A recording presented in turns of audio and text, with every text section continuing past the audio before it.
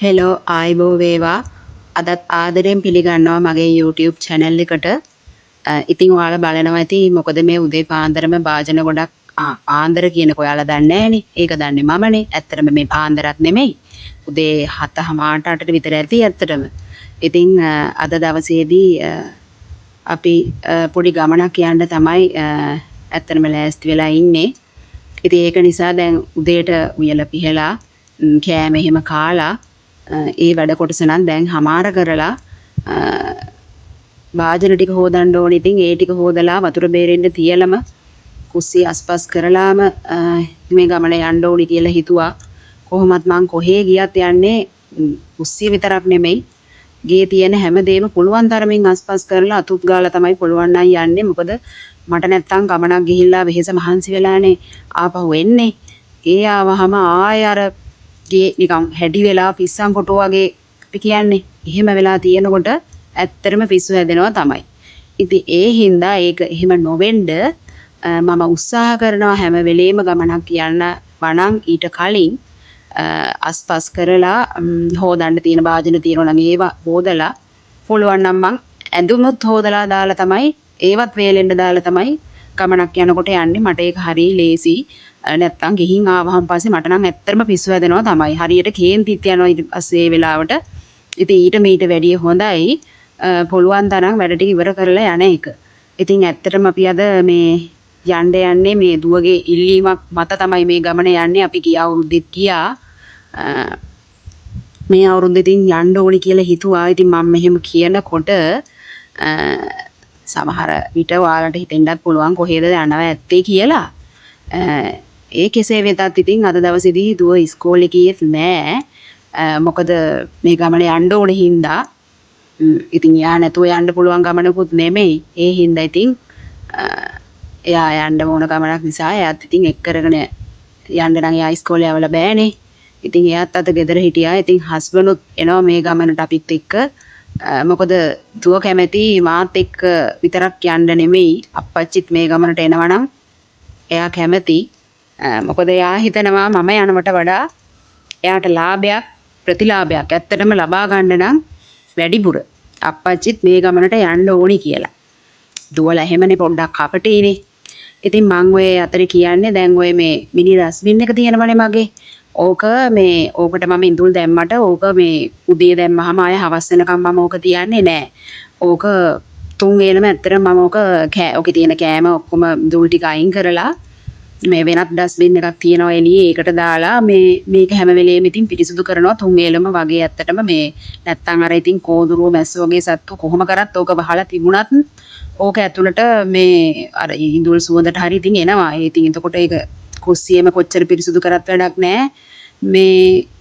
මේකේ මේ ඉඳුල් සැරට මේ කොමේ සත්තු වැඩියෙන් එන්න ගත්තාම ඉතින් ඒක නිසා මං ඕක තුන් වේලම අස් කරලා හොදලා තියෙනවා. දැන් ඒකත් මං හොදනවා මේ වෙලාවෙත්. ඉතින් ඒ කරලා කුස්සියේ පොඩ්ඩක් සිංක් එකකවත් පිරිසිදු කරලා වේලෙන්න පිහලා දාලා ඒ ටික කරලා ඉවරුනහම හිතට හොඳයි. එතකොට අර යන ගමන හිතේ සතුටින් සැහැල්ලුවෙන් ඇත්තටම යන්න පුළුවන්.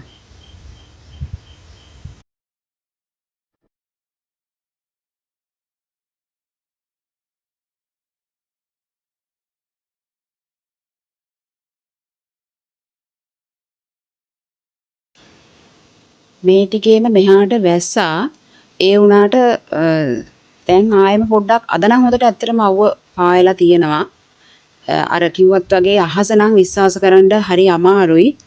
දැන් හොඳට ඉර පායලා තිබුණට තව චුට්ටකින් අහස කළු වෙලා එකපාරටම කොහෙදෝ නැති වැස්සක් කඩාගෙන වැටෙන්නත් ඉඩ තියෙනවා. ඉතින් එහෙම තමයි ඔය අහස.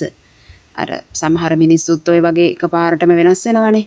සමහර විට අපි එහෙම අවස්ථාවන් වලට ඕන තරම් මුණ දීලා තියෙනවනේ. ඉතින් මේ අහසත් ඒ වගේ තමයි. මේ කොහොම කරත් අපි දැන් යන්නේ අර කිව්ව ගමන තමයි. ඉතින් ලෑස්ති වෙන්න ඕනේ දැන්. දැන් පුසිය අස්පස් කරලා ඔක්කොම දැනට මට මේ ටික ඇති මෙහෙම කරගත්තු එක. ඉතින් අපි දැන් ලෑස්ති වෙන්න ඕනේ ඊළඟට වොෂ් එකක් එහෙම දාගෙන මම ලෑස්ති වෙන්න ඕනේ. මේ දැන් දුවයි අප්පච්චි දෙන්නා නම් මේ වෙනකොට ලෑස්ති වෙනවා. ඉතින් අපි මේ විදිහට ලෑස්ති වුණා මේ ගමන යන්න.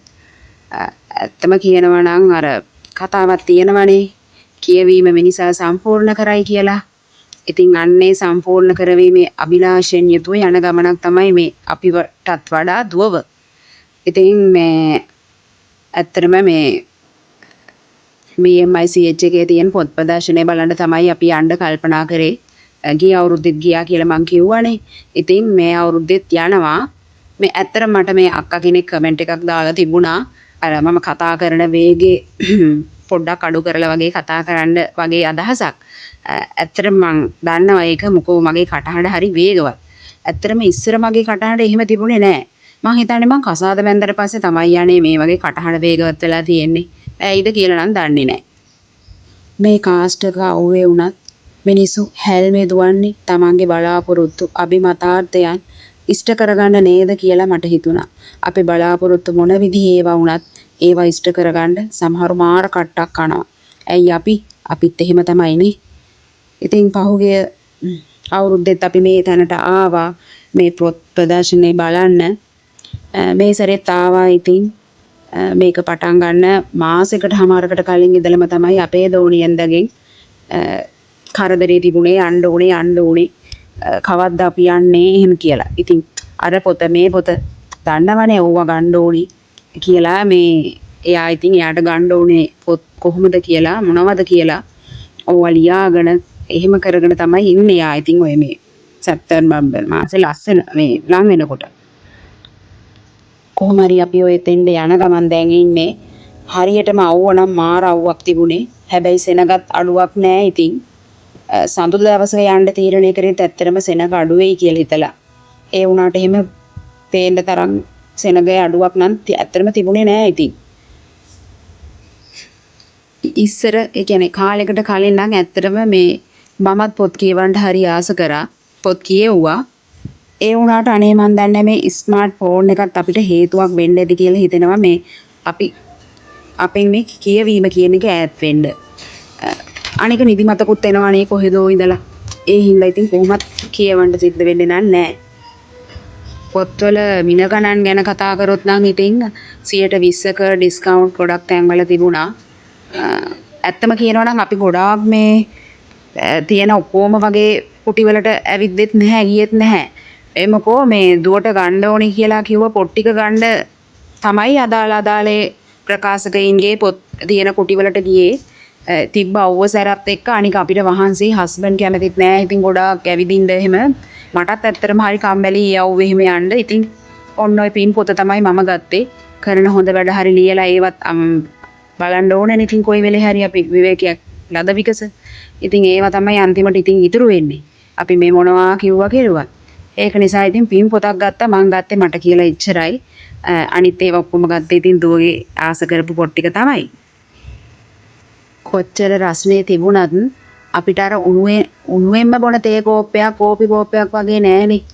ඉතින් උණුවෙන්ම නෙස්කැෆේ එකක් බීලා පොත්තුමි එකකුත් කෑවා. හැබැයි ඒව නම් ඉතින් අපි වීඩියෝ කරගත්තේ නෑ. ඇත්තටම මන් දන්නේ නෑ මම කැමති නෑ කන බොන දේ එහෙම ඒක මට හිතෙන්නේ හරි නෑ කියලා නේ මන්දා. ඉතින් එහෙම අනිත් අය පෙන්නුවට ඒක කමක් නෑ. ඒක යාළගේ කැමැත්තනේ. පුද්ගලිකව මම කැමති නෑ අර කන බොන දේ පිටට පේන්න කරන්න ඕනේ කියලා. ඉතින් මන් දන්නේ ඒක මං හිතන විදිය වෙන්න ඇති. ඉතින් ඒකින්ද මං එහෙම කරෙත් නෑ. ඉතින් අර පොත්වල මිල නම් ඉතින් ඇත්තටම අඩුයි. තමා දැන් ඔය 1250ක පොතක් තමයි මේ ඔය මිලදී ගන්නෙ. ඒක ඉතින් 1500ක් දුන්නාම ආපහු 1000යි පොතේ වටිනාකම ගත්තේ යාලා.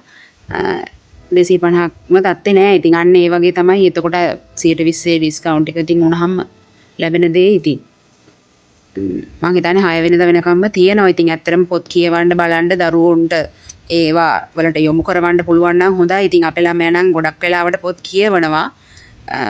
ආසයි පොත් කියවන්න. ඉතින් එහෙම ආස කරනකොට ඒවා ගෙනත් නොදී බෑනේ.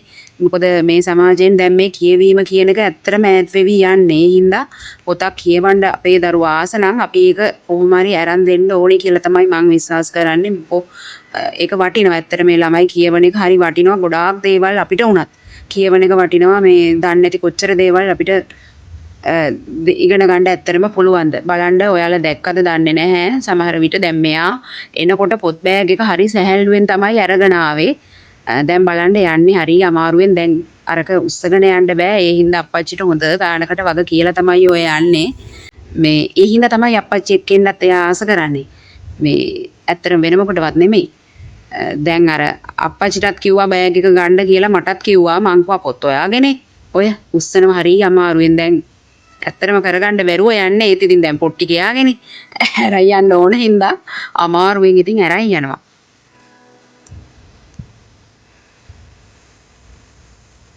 අපි දැන් මේ ප්‍රදර්ශන භූමියෙන් පිට වෙන්න තමයි හදන්නේ. ඉතින් වැඩි වෙලා ඉන්න හිතුනේත් නෑ අවුවසරයි අවශ්‍ය පොත් ටික ගත්තානේ ඉතින් ආයෙ මොකටද ලත වෙන්නේ නේද? ඉතින් ඒ හින්දා අනික දැන් අවුවසර වැඩි වෙනවා කියන්නේත් වැස්සක් අත ළඟ එනවා කියන එක තමයි. ඉතින් මේ පෙන්නන ගාඩන් එකේවත් අපි ටිකක් වෙලා ඉන්න ඕනේ කියලා හිතුණත් ඒත් හිතුණා හවස ඉක්මනටම වැස්සොත් එහෙම ලත වෙන එක හොඳ නෑ කියලා ගෙදර ඉක්මනට යන්න ඕනේ කියලා. අනික ගෙදරත් නෙමෙයි ඉක්මනටම ගියේ අපි.